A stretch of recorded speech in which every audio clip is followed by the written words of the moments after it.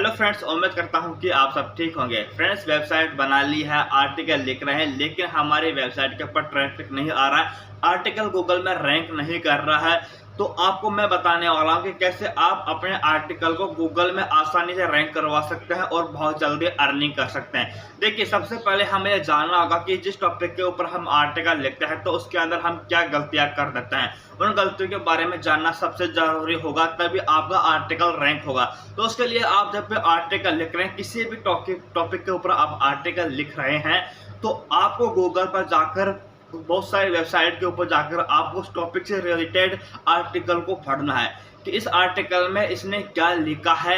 एक वेबसाइट पे आपने पढ़ लिया, फिर आपको दूसरी वेबसाइट में जाना है कि इस आर्टिकल में इसने क्या लिखा है। ऐसे आपको 4-5 वेबसाइट के ऊपर जाकर आर्टिकल को पढ़ना है और उसके बाद में आपको अपना आर्टिकल लिखना है। अब आपको जब आर्टिकल लिख रहे हैं तो आपको लिखना क्या है, यह भी आपको बहुत जरूरी है जानना।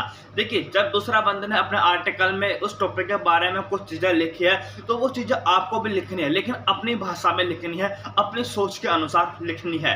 अब देखिए, उस बंदे ने इस टॉपिक के बारे में लिखा है, अच्छी जानकारी दी है, तो आपको ये कोशिश करना है कि मैं इस अपने आर्टिकल में इससे ज्यादा कोशिश दूंगा तो आपका आर्टिकल वायरल होगा। क्यों होगा? देखिए, अब इसको हम समझते हैं गूगल इंजन को, गूगल सर्च इंजन को हम समझते हैं। गूगल सर्च इंजन ये कहता है कि जो सबसे ज्यादा बड़ा आर्टिकल होगा और बिल्कुल सही जानकारी दी गई होगी, मैं उसी आर्टिकल को ऊपर लेकर आऊंगा। वो यही कोशिश करनी है कि जो इसने आर्टिकल में लिखा उससे ज्यादा जानकारी मैं दूंगा और मेरा आर्टिकल गूगल में रैंक करेगा।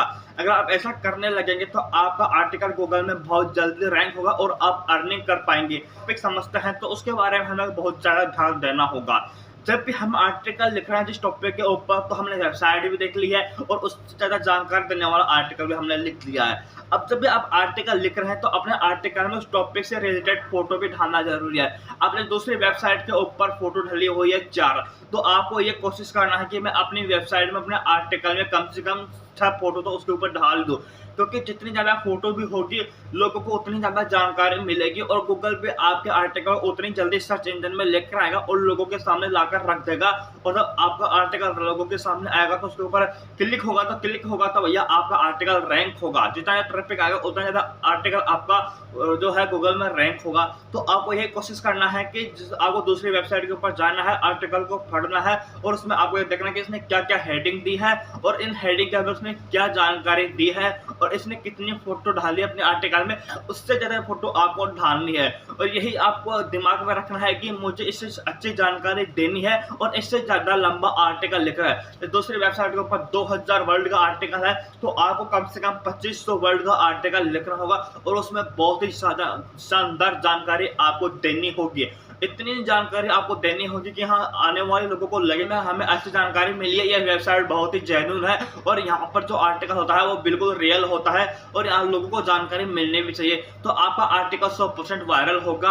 आपको वीडियो कैसा लगा है कमेंट करके हमें जरूर बता दीजिए और डिस्क्रिप्शन बॉक्स में इंस्टाग्राम आईडी, ट्विटर और मेरे वेबसाइट का लिंक दिया हुआ है।